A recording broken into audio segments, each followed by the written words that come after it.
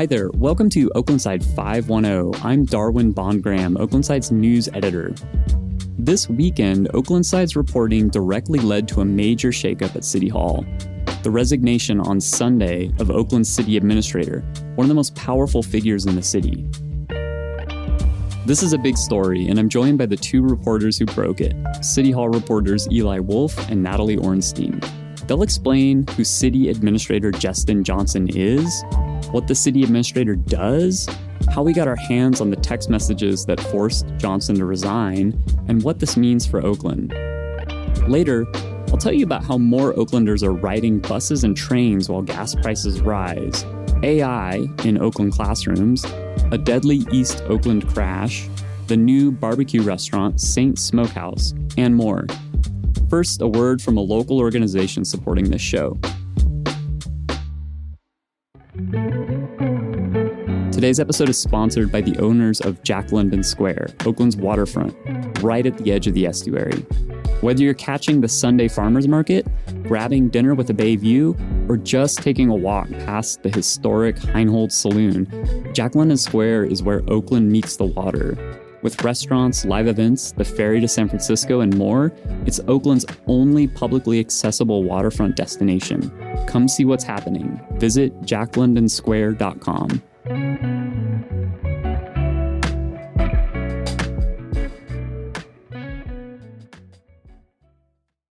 Let's get into our main story on how and why Oakland's city administrator resigned over the weekend in a major shakeup and scandal at City Hall. Eli, Natalie, thanks for being here. Thanks, Darwin. Happy to be here. Before we get into the news, let's make sure people know what we're talking about. For listeners who don't follow City Hall closely, Eli, what does the city administrator actually do? The city administrator is essentially the person who runs Oakland day to day. They oversee all of the city's departments, from police and fire to parks and planning. A good way of thinking about this is the mayor sets the agenda and the vision. The city council sets policy and approves legislation, but the city administrator manages the machinery of Oakland's government. It's the most important, powerful, unelected job in the city. Almost every city staffer reports up to them, and the administrator really just reports to one person, and that's the mayor. And Natalie, Jestin Johnson had been in that role for about 3 years. Right. He was hired by Sheng Tao back in May 2023. And he actually came from the corporate sector at IBM, but he had a long background in local government and other parts of the country. He'd worked in high-ranking positions in Atlanta and Arizona, and he's a U.S. Air Force veteran. And when Mayor Lee took office last year, she kept him on. Okay, so what happened this past weekend? How did this reporting come together? Well, Mayor Lee announced Sunday morning that Johnson had resigned. His deputy assistant city administrator, Betsy Lake, is temporarily stepping into his position. Okay. Yeah, the reason is text messages that the Oaklandside found in a batch of public records released through an online city portal last week. Okay, and we're going to dig into how these text messages ended up on that city portal to begin with later in this conversation. But for now, tell us more about what was in the text messages. Yeah, so someone, we don't know who, had asked the city to make public all of City Administrator Johnson's text messages with over 40 other people. This included other city staff, elected officials, and prominent local business leaders, lobbyists, political consultants, labor leaders, and others. Wow. And specifically Jestin Johnson, they asked for his records by name. Yeah, that's right. And again, we don't know why, but it's anyone's right to ask for this kind of stuff from the city. What did these text messages say? Well, Johnson and Duffy were discussing female colleagues in crass and objectifying terms on multiple occasions. In one exchange from the spring of 2024, for example, Duffy texted Johnson that a high-ranking female city official had him, meaning Duffy, quote, mesmerized. Johnson responded that he had to force himself to only look in her eyes. He said she made him, quote, a little giddy. On another occasion, Johnson texted Duffy that a different female staffer was his kryptonite, and he commented on the way she walked. Yeah, and I don't want to repeat more about what exactly they said here. A lot of that is in the story, and listeners can find it there, and we'll link to that in the show notes. But overall, I do think it's fair to say that there's no question, reading these messages in context, that these two men were talking about what they perceived as the physical attractiveness of the women they were referring to. And they were doing it in ways that came across, frankly, as fratty, bro-ish, and very unprofessional. Yeah, that's right. Agreed. These were women that City Administrator Jestin Johnson supervised. They were colleagues of Duffy's. Is that correct? Yeah, and I think that is the important context to remember here. As city administrator, Johnson was second only to the mayor. These were his own employees. And like you said, Darwin, we get into more details in the story, but I'll just quickly mention one other text where these men referred to another high-up female staffer, Assistant City Administrator Latonda Simmons, as emotional in a pretty dismissive way. Yeah, calling a female colleague emotional, it's loaded language. I think it's widely understood as a gendered way of writing someone off or just like minimizing their contributions in the workplace. Right. And Simmons is someone that Johnson later fired. Is that right? Yeah, she is. Johnson terminated her in 2025 after she spent about 23 years working for the city of Oakland. And we don't know totally why, but the text messages confirm that they were in conflict before Simmons was fired. Okay. On Sunday, after Mayor Lee announced Johnson's resignation, Simmons actually issued a statement about the whole ordeal. She said Johnson's swift departure was critical to, in her words, preventing further damage to women working for the city of Oakland. She also said she had previously reported to then interim mayor Kevin Jenkins and others that Johnson was disparaging her and interfering with her work, but she said she didn't receive support. We reached Jenkins by phone about this. Jenkins is now back in his seat as a city council member. He said, "I have no idea," when asked about those allegations, and declined to comment further.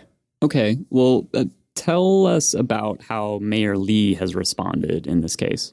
Well, she moved fast. She said she learned about the texts on Friday evening. And I should note that we started calling around to our sources in City Hall about these texts late last week. The mayor said her office conducted its own investigation over the weekend. And then Sunday morning, she announced Johnson was out. It sounds like he resigned under pressure. Yeah, that's what it looks like. Mayor Lee's announcement said Johnson's communications were, quote, wholly incompatible with the values of this administration and those of the people of Oakland. She also added that government services won't be affected during this transition. That makes sense for her to address because the city is in the middle of an incredibly high-stakes budget process right now. I actually spoke with her yesterday in an interview, and she reiterated that none of the regular business has stopped in Oakland. So how did these texts become public to begin with?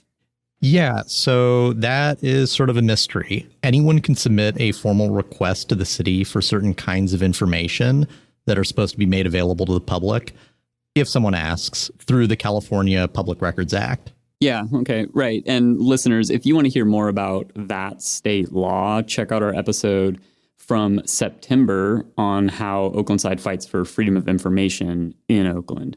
So, Eli, someone just asked for these records? Yeah, and we don't know who, and we don't want to speculate.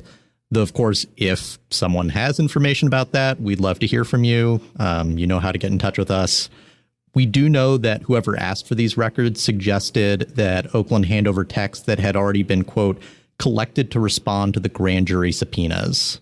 Oh, tell us, what does that mean? Yeah, so 2 years ago, a federal grand jury hit Oakland with several subpoenas asking for a huge range of records as part of their investigation into the alleged corruption involving the former mayor, Shang Tao, and others. It looks like the text messages that the city released last week may have actually already been compiled by the city to respond to one of those subpoenas.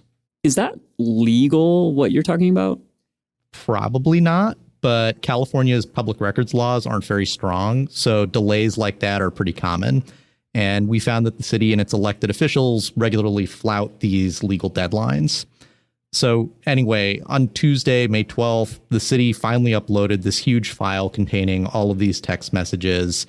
I check the city's portal pretty frequently. I keep an eye on the different kinds of information that the city is releasing, and that's how I spotted them. They were just out there in the wild.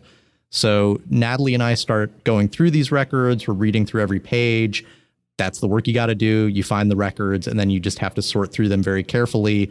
And sometimes you find something really significant. Wow, that's a lot of work, you guys. Okay, so this same batch of public records also revealed a separate text thread about how city officials were privately handling and talking about the issue of homeless encampments. I think you'll agree with me, this deserves a lot more attention also. Natalie, you and Eli reported on that on Monday. And I should note that you, Natalie, also cover housing issues in Oakland. Walk us through this other batch of text that caught your eye. Right. So for some context, back in early 2024, the U.S. Supreme Court agreed to hear a case out of Grants Pass, Oregon. It was a challenge to a local law that effectively banned unhoused people from camping, sleeping in public, even when no shelter was available. So homeless folks and advocates were concerned that a ruling in the city's favor would give local governments across the country, in places like Oakland, much wider authority to sweep encampments without giving the people living there anywhere else to go. But some California leaders were cheering the court's decision to take up the case and hoping they'd rule in a way that did allow cities to more easily remove camps. So while that case was pending, it turns out Johnson texted Duffy that he hoped the court would, in his words, do us a solid. What did do us a solid potentially mean? Can you put that in context for us? Yeah, so at the time, Oakland's policy required city staff to offer shelter to unhoused residents before clearing their camps. So Johnson seems to have seen this case as potentially removing that constraint. Okay, so Johnson and other city officials wanted the Supreme Court to make it easier for cities like Oakland to clear homeless camps. And isn't that exactly what the court ended up doing? That's right. The court's conservative majority upheld the Grants Pass law 6-3 in June 2024. To be clear, Johnson didn't talk to us about these texts, but a few other former city staffers did, and they said they'd felt that the Supreme Court could remove barriers and give them more flexibility in this crisis. When you look at the text messages between Oakland City employees from that time, you do see multiple senior city officials celebrating. Johnson actually texted LaTonda Simmons that he was in the gym, quote, throwing crazy weight around, excited about us being able to take off the handcuffs. Wow. Yeah, and a deputy city administrator also wrote that the conservative majority, quote, got this right. As you mentioned in your story, for a city where tensions over homelessness are among the highest in the country, Oakland City officials had been publicly very quiet about this case while the Supreme Court was figuring out what to do, right? Exactly. Then Mayor Tao's administration at the time didn't state a public position on the Grants Pass case, even though other political leaders in California did. And you do often see city leaders making noise when an issue in front of the U.S. Supreme Court will have a lot of impact on people in their areas. So these texts revealed a gap between the public face and the private conversation. And your reporting on these texts also revealed outside pressures on city officials to clear specific encampments. Yeah, pressure from developers, from business interests, and at least in one case, apparently from the governor's office. Whoa. Yeah, in late May 2024, Lee Hansen, who was Tao's chief of staff at the time, texted Johnson and Duffy saying she'd received a call from Governor Newsom's office about RVs parked near the family home of former NFL player Marshawn Lynch in North Oakland. She passed along the address and said the governor's office was requesting help resolving the situation quickly. Johnson began looking at whether the city could use an emergency closure order to address it. And a week later, Hansen followed up saying the governor's office was pinging her again. That's very interesting. And what did Governor Newsom's office say when you guys went to them and asked them about these text messages? Well, a spokesperson said they couldn't confirm the specific phone call, but she said that at the time they were regularly calling on the city of Oakland to do more on a few issues, including encampments. Duffy, for his part, told us he never felt pressure to clear a site that didn't meet the city's emergency criteria. But what the texts show is the degree to which high-level officials were paying close attention to what powerful people wanted and responding accordingly. The kind of thing we usually don't have visibility into. Right.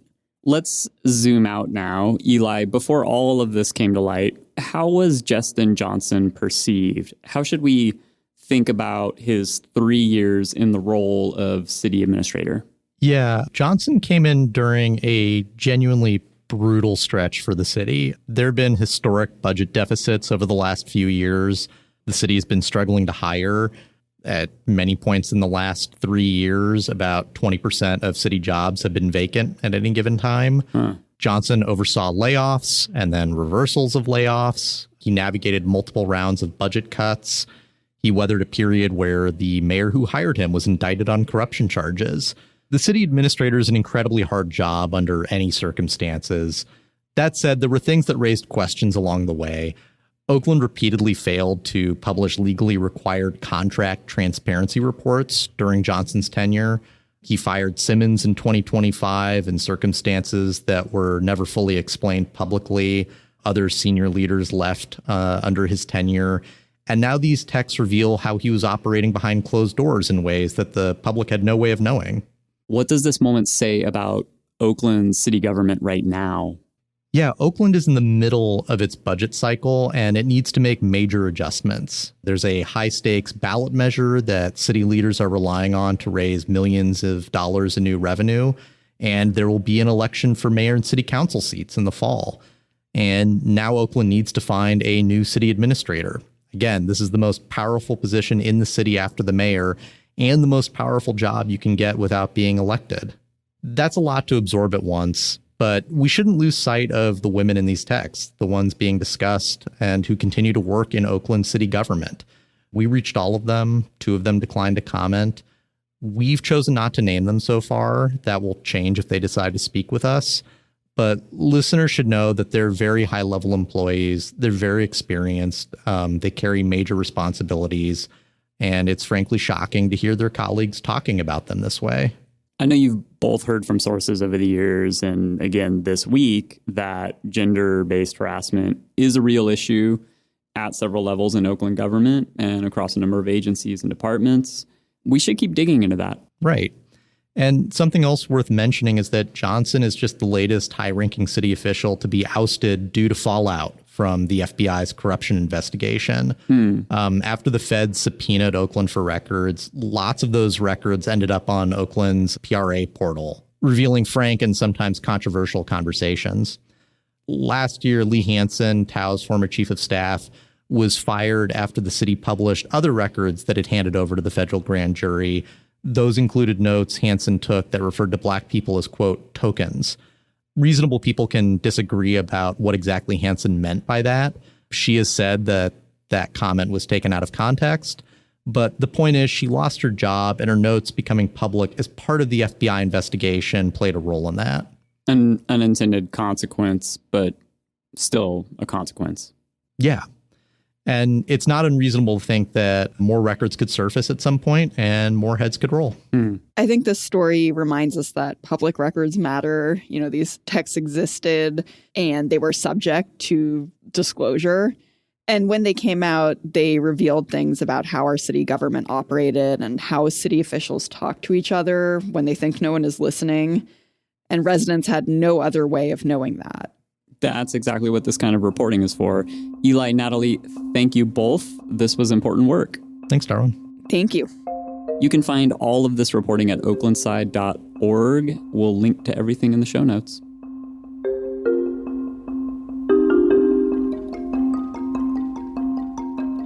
Let's get into some other recent reporting from our newsroom.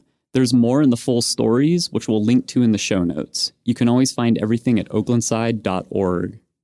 We have to start with a devastating tragedy this past weekend. 3 people were killed and 3 others were hospitalized Saturday night when a 17-year-old driver plowed into a crowd of people standing outside a store at International Boulevard and 85th Avenue in East Oakland.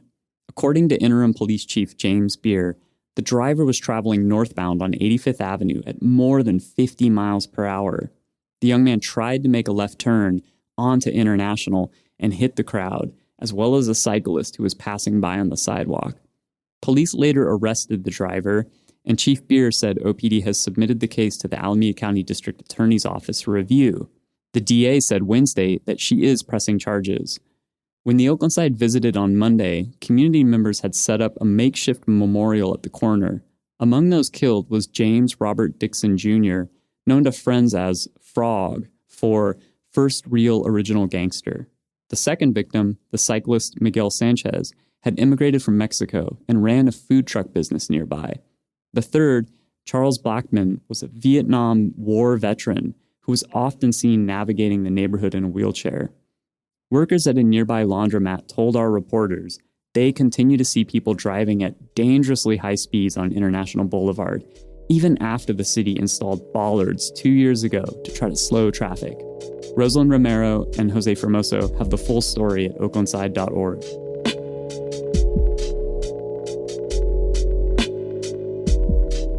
Oakland First Fridays, one of the city's most beloved monthly street festivals, is facing a funding crisis.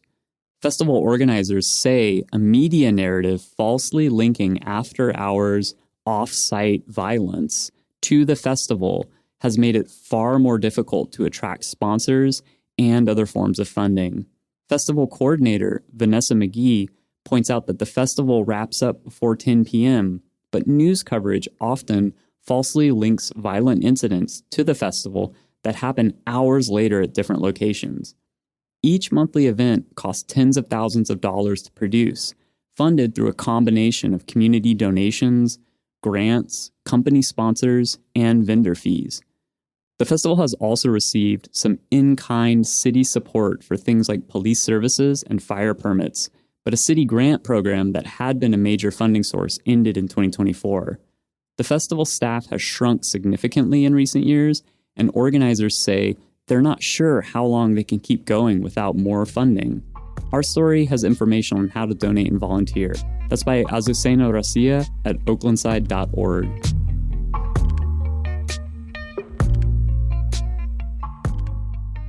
Oakland Unified is trying to get a handle on artificial intelligence in its classrooms, and unsurprisingly, it's complicated. A draft policy on AI use has been working its way through the district, but the full school board has not yet voted on it. In the meantime, teachers and students are largely on their own. The district's coordinator of instructional technology described the current situation as a Wild West. Notably, the vast majority of high school students report using generative AI tools for schoolwork, according to a recent College Board study, and Oakland may not be an exception. Students told our reporters that rules vary widely by classroom, from total bans to a completely hands-off approach. Many said they felt conflicted about how much they rely on the technology and worried it was getting in the way of actual learning. Teachers are split, with some critical of the technology's potential toxic effects and others deploying it to create exams and lesson plans. The district's draft policy doesn't take a stance on whether AI should be used. It focuses instead on guardrails for those who do use it, including requirements to cite AI use in assignments and protections for student privacy. This story was reported by Cameron Williams and Elizabeth Ramos, 2 Oaklandside High School reporting fellows with Eli Wolfe. Find it at oaklandside.org.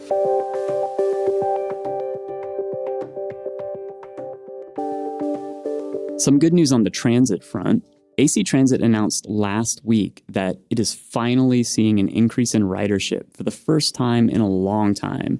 The agency called it a major milestone in transit recovery after the pandemic. AC Transit also attributed the growth primarily to its realigned bus network changes, which restructured routes based on rider and employee feedback. But this is also happening as gas prices have spiked sharply. California prices have pushed past $6 a gallon on average, driven by the US and Israel's war against Iran. Oakland car dealerships told Jose Formoso that hybrid sales have surged over the past couple of months, and BART has also seen healthy ridership increases. BART said it's hard to attribute that directly to gas prices alone, though ridership jumped sharply in March, the first full month of the war. Jose's full story is at oaklandside.org, and he wants to hear from you. If high gas prices are changing how you get around, email him at jose@oaklandside.org.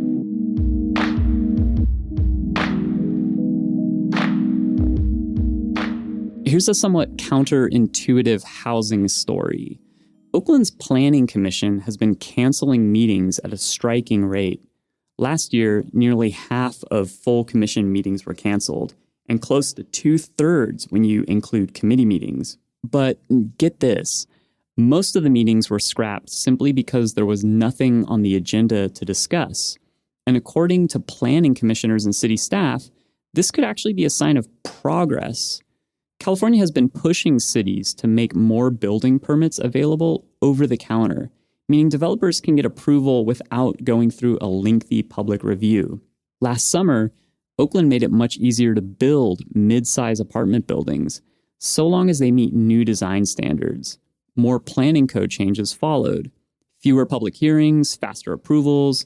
You end up with a planning commission with less to do. Natalie Orenstein has the full story. Link is in the show notes.